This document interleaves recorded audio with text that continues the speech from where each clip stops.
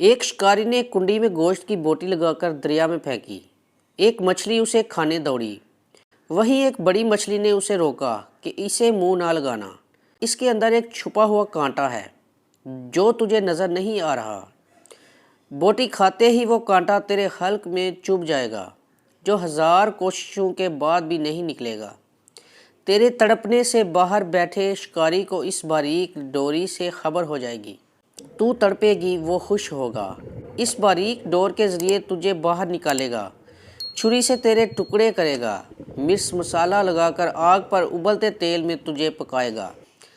10 انگلیوں والے انسان 32 دانتوں سے چبا چبا کر تجھے کھائیں گے۔ یہ تیرا انجام ہوگا۔ بڑی مچھلی یہ کہہ کر چلی گئی۔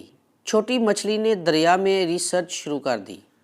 نہ شکاری، نہ آگ، نہ کھولتا تیل، نہ مرچ مسالہ، نہ 10 انگلیوں اور 32 دانتوں والے انسان، کچھ بھی نہیں تھا۔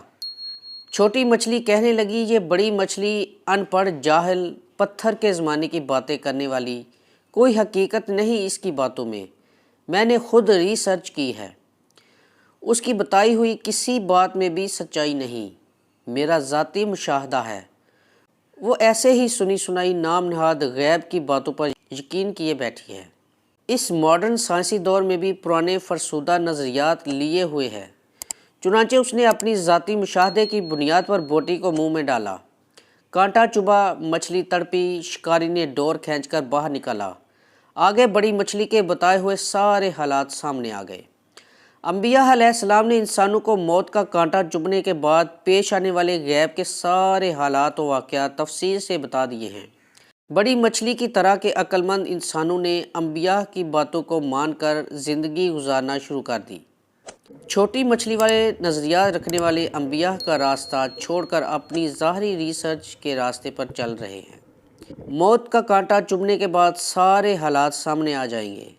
مچھلی پانی سے نکلی، واپس نہ گئی۔ انسان دنیا سے گیا، واپس نہ آیا۔ بس یہی وقت ہے اگر سمجھ گئے تو۔